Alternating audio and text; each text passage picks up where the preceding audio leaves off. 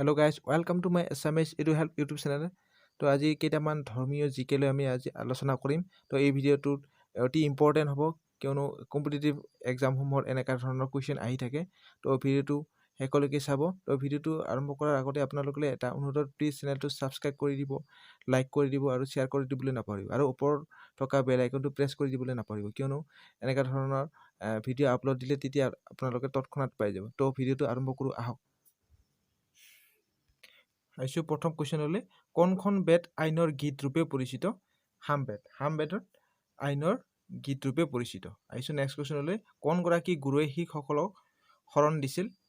গুৰু গোবিন্দ সিঙে শিখসকলক শৰণ দিছিল, মনত ৰাখিব। আহিছোঁ নেক্সট কুৱেশ্যনলৈ। ভাৰতত কোনে খ্ৰীষ্টান ধৰ্ম প্ৰৱৰ্তন কৰিছিল? Scent Thomas. চেণ্ট থমাছে ভাৰতত খ্ৰীষ্টান ধৰ্ম প্ৰৱৰ্তন কৰিছিল, মনত ৰাখিব। শিখ ধৰ্মাৱলম্বী লোকসকলৰ ধৰ্মগ্ৰন্থখন কি? শিখ ধৰ্মাৱলম্বী লোকসকলৰ ধৰ্মগ্ৰন্থখনৰ নাম হৈছে গুৰু গ্ৰন্থ চাহিব, মনত ৰাখিব। আহিছোঁ নেক্সট কুৱেশ্যনলৈ। ভাৰতৰ মক্কা মছজিদ ক'ত আছে? ভাৰতৰ মক্কা মছজিদ হায়দৰাবাদত আছে, মনত ৰাখিব। আহিছোঁ নেক্সট কুৱেশ্যনলৈ। যীশু খ্ৰীষ্টই মৃত্যুৰ পৰা পুনৰ জীৱন লাভ কৰাৰ বাবে কোনটো উৎসৱ পালন কৰা হয়?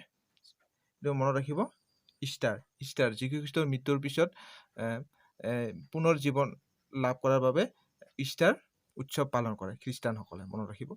আহিছোঁ নেক্সট কুৱেশ্যনলৈ। হিন্দু দেৱতাসকলৰ ৰজা কোন? ইন্দ্ৰ। ইন্দ্ৰ হৈছে হিন্দু দেৱতাসকলৰ ৰজা, মনত ৰাখিব। আহিছোঁ নেক্সট কুৱেশ্যনলৈ। শ্ৰী গুৰু গ্ৰন্থ চাহিব কোনগৰাকী শিখ গুৰুৱে ৰচনা কৰিছিল? গুৰু অৰ্জুন দেৱে শ্ৰী গুৰু গ্ৰন্থ চাহিব ৰচনা কৰিছিল, মনত ৰাখিব। আহিছোঁ নেক্সট কুৱেশ্যনলৈ।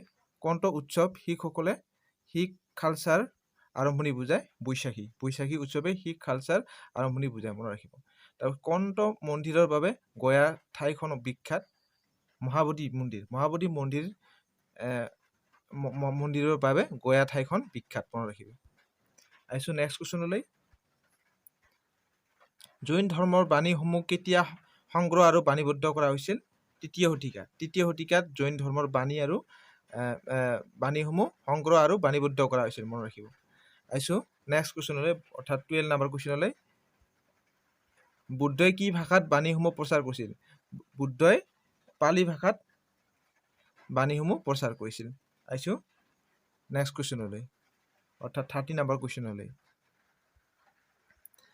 বিষ্ণুৱে কোনবিধ জন্তুৰ ৰূপত দ্বিতীয়বাৰ অৱতাৰ গ্ৰহণ কৰিছিল? কাছ। কাছৰ ৰূপত বিষ্ণুৱে দ্বিতীয়বাৰ অৱতাৰ গ্ৰহণ কৰিছিল, মনত ৰাখিব। আহিছোঁ নেক্সট কুৱেশ্যনলৈ। লিংগৰাজ মন্দিৰ ক'ত অৱস্থিত? লিংগৰাজ মন্দিৰ উৰিষ্যাৰ ভুৱনেশ্বৰত অৱস্থিত, মনত ৰাখিব। আহিছোঁ নেক্সট কুৱেশ্যনলৈ। ৰামায়ণৰ ৰচয়িতা কোন? ৰামায়ণৰ ৰচয়িতা বাল্মীকি, আপোনালোকে নিশ্চয় জানে এইটো। গীতাত কিমানটা শ্লোক আছে? এটি গীতাত প্ৰায় 700ৰো অধিক শ্লোক আছে, মনত ৰাখিব। আহিছোঁ নেক্সট কুৱেশ্যনলৈ।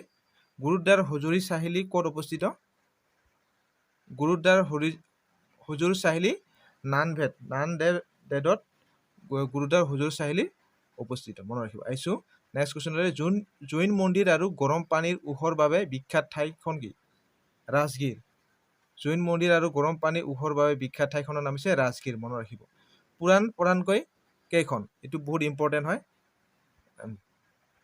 পুৰাণ 18খন, মনত ৰাখিব।